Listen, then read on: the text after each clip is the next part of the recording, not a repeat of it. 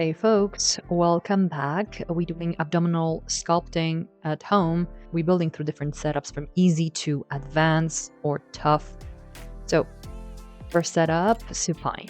We're doing little toe reaches. And notice that I'm only supporting my feet with my toes or ball of the foot. My heels are not resting on the mat. Focus on pressing the back of the rib cage and lower back down. So we then engaging through the lower abdominals.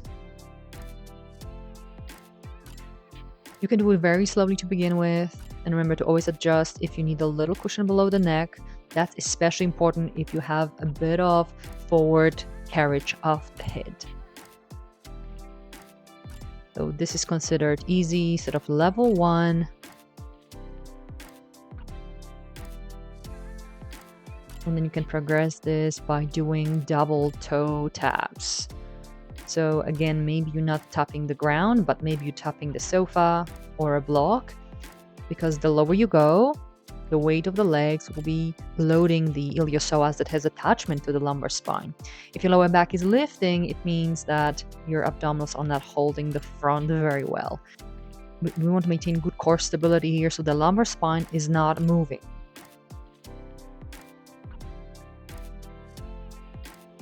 Okay, progression. We're adding a mini curl up. So we're only really lifting the head, and you want to just create enough space below your shoulder blades that one could swipe a credit card. Okay, it's not a huge curl up or sit up.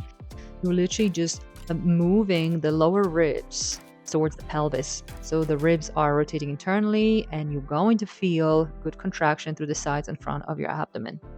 At the same time, the little curl up will help you engage your core more and protect your lower back. You don't have to send the legs very low. You can simply just send your toes to ceiling. Okay, we're moving to the roll up. I'm going to show you a couple of variations. And again, this may be tough for some. This may not feel great for some. If you have a history of disc injuries, just see how this feels. Maybe placing a cushion below the lower back will be a better option. With your knees open like this, you are recruiting less hip flexes. So you may actually find that this is a little bit tougher as you're working primarily through your rectus abdominis, which is the sixth back muscle that attaches to the pubic bone.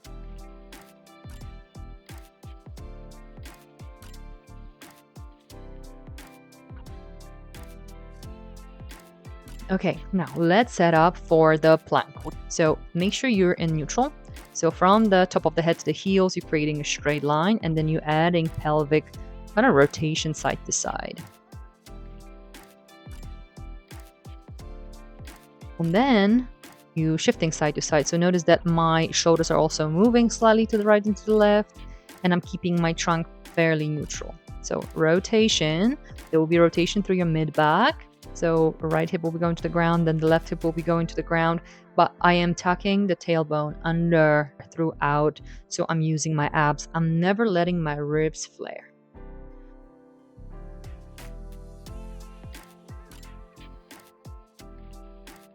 So you see the difference, right? Rotating versus side to side motion, parallel to the ground. Have a little break and switch position. Now you're in the plank. We're going to go through spinal extension to neutral. Remember here to be mindful of the lower back. You don't want to drop the pelvis too far. You thinking of tucking tailbone under and closing the ribs as you're moving up.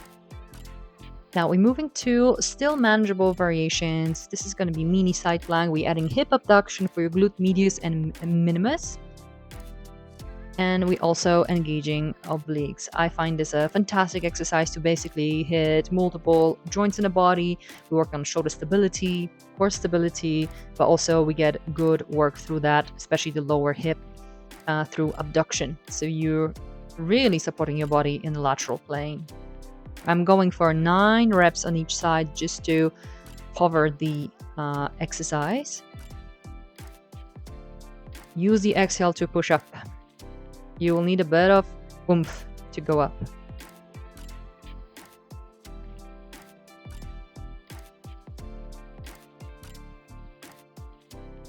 All right, and then we're coming back to rollover. So again, see if you are able to even roll over. Maybe you need your hands to support your back. Maybe you need a higher starting point, like pushing yourself off the wall to roll over. Or maybe initially you will need to use a bit of momentum. So here I'm adding circles. Again, it's one of the classical Pilates exercise.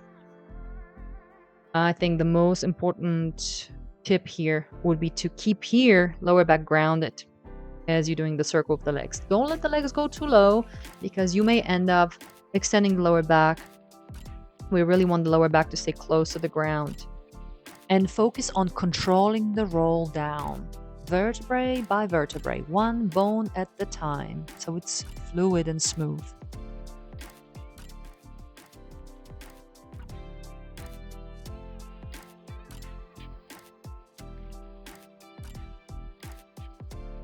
Have a little break.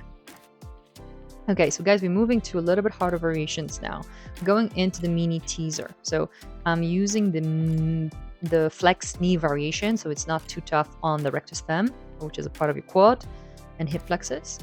And I always suggest to my clients, if you cannot go up because you feel very stiff through the lower back, you had history of any disc injuries, or maybe your lower back hurts from prolonged sitting, this again may not be the most suitable exercise for you. However, it really gives you a burn. Okay, so maybe just grab the back of your thighs and use a little bit of momentum initially to get up into that teaser. And now we're coming back to side kneeling.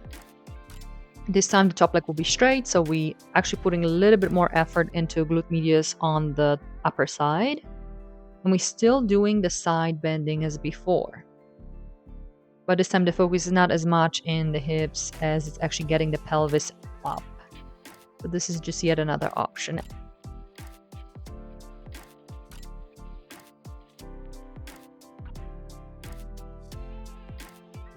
Then top up by adding threading the needle. So again, good for the shoulder stability, for rotator cuff, but also it's gonna add double oblique work because we are rotating and we resisting side bending. You don't need to twist far. To be honest, micro movements sometimes are much more effective than swinging. It's all about the connection.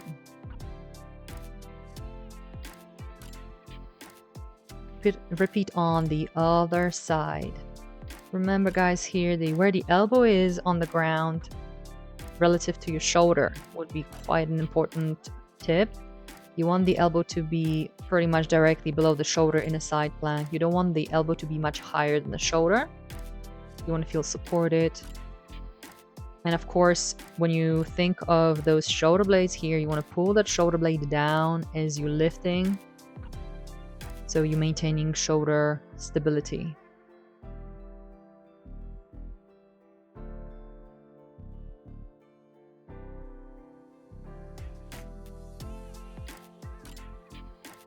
After those side bends, we're going to go into rotations. So of course, this could be done in a full plank if you wanted to go to a level above. I'm sure I will show you this in future videos with some extra variations. I mean, the options of working your abs and core in general are so vast. So you can really play around and pick things and sequences that you enjoy.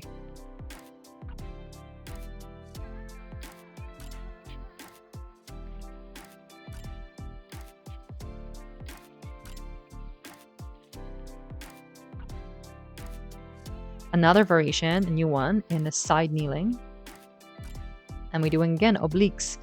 I love this one. This works equally your glute medius and your hip abductors as much as your obliques. I found that even clients with degenerative disc disease, with facet joints problem, disc problems, they actually been quite okay doing smaller variations of this or gentler variations of this. So you don't need to go very low. And notice when your hands go to your temples, there's much more load on the abs. If your hands were by your chest or on the hips, it would be much easier. Equally, you can use the lower arm to support yourself, kind of touch the ground.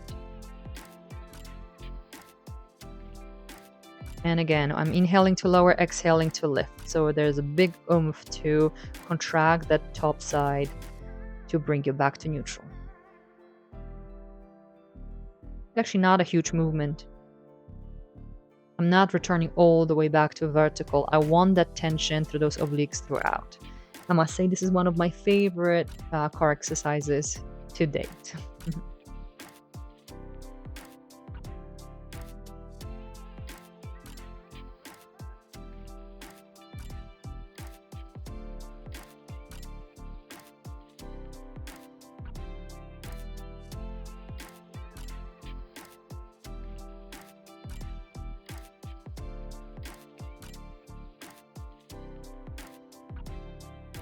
All right, so now last movement for today, guys. So this will be more level 3. We're in a full side plank and we're doing a little bit of a rotational slash lateral work. So we're preventing the pelvis from dropping using those obliques and lateral hip muscles. Also, we're adding a bit of rotation, engaging a little bit more of the internal external obliques. And there's also an element of stability through the shoulder. But you will definitely work the inner thigh of the top leg. And if you're interested in live online classes with myself, doing stuff like you just seen or like other things I'm showing on my channel, then contact me. I'm dropping the link down in the description. I hope you enjoyed that. See you soon.